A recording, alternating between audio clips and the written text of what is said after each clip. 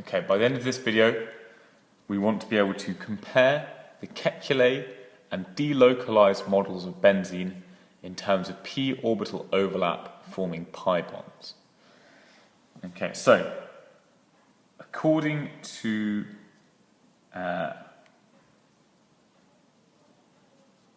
Kekule, we have a carbon ring, 6 carbons, and we've got some hydrogens as well. And let's spell this, and it's a planar ring, so it's a flat ring, not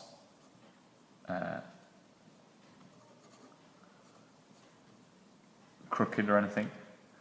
And we knew from our X-ray crystallography that it has a 120 degree, not band angle, bond angle.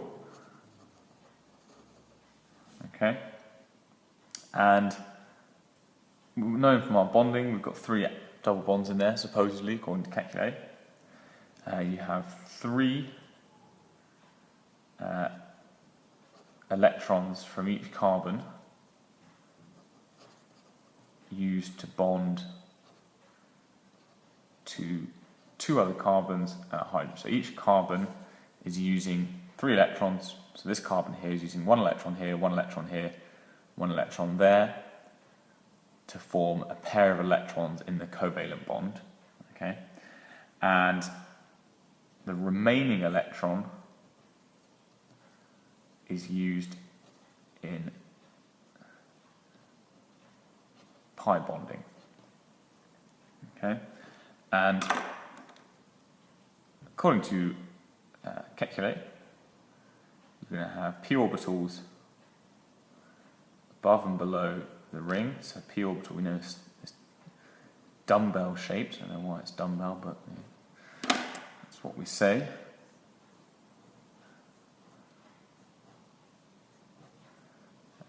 One behind there, one behind there. And so Kekule said that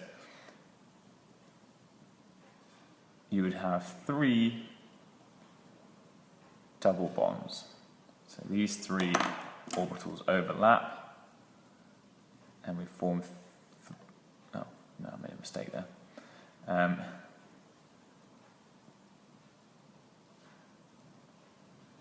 So you've got 3 overlaps. So ignore that dotted line here.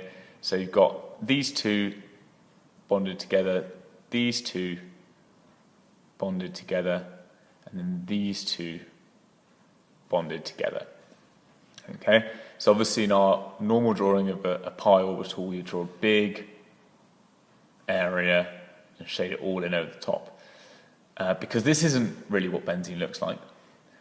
And what people basically discovered was actually each electron from the p orbital, so there's 1 electron in each carbon p orbital, can be shared around the whole ring.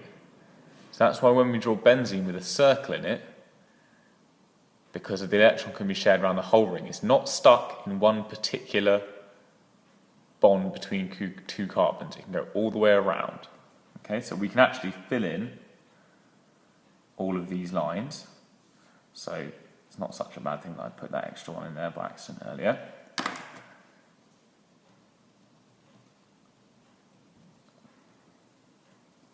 Okay, so those lines can all go in. We can say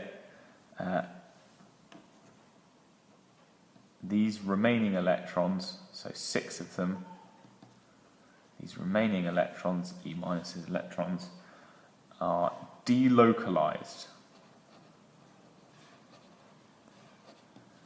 over the whole ring. Okay, delocalized, really important word, okay? Really, really key word to describe those electrons. Okay, and what we do is, instead of drawing it like that, draw an arrow down. Okay, so instead of drawing it like this, we actually draw benzene slightly differently. So let's draw another ring. And so 6 C's. So our flat ring, 6 H's. Okay, and instead of drawing the orbitals with dotted lines between them, we draw the pi orbital. So there's 1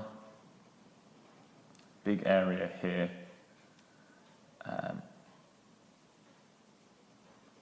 kind of like a donut. Okay, obviously it doesn't go on the inside, so it's kind of spherical ring above. Oh, I've done it the wrong way around. And also one below the ring. Okay, I've done actually the red and green the opposite way round on my first drawing and second drawing. Don't make the same mistake as I did, although it may be too late, I guess. Okay, and then we can shade that in.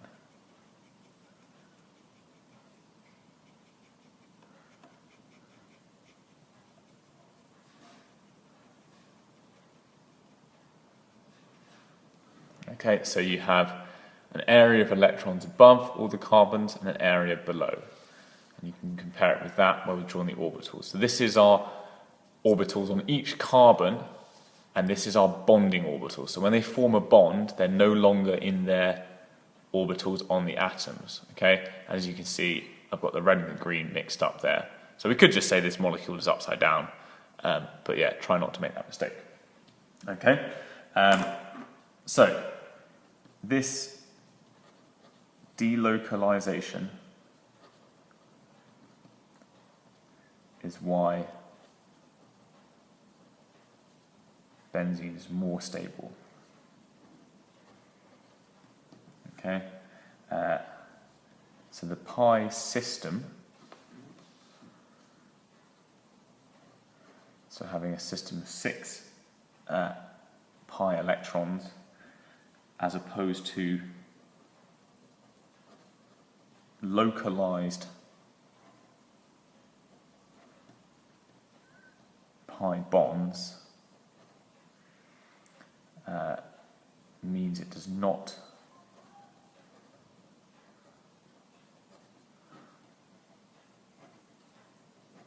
react or does not react like alkenes. Okay, so things like reacting with bromine it won't do, it won't react with a HBr or HCl like an alkene would. And what we find is instead of addition reactions, classic alkene addition reactions, it undergoes substitution reactions. And that's what we're going to look at next lesson. Okay, but guys, these drawings here, really important. We know these and understand these because they come up time and again, and also, you know, they're really fundamental. Okay, so that's that.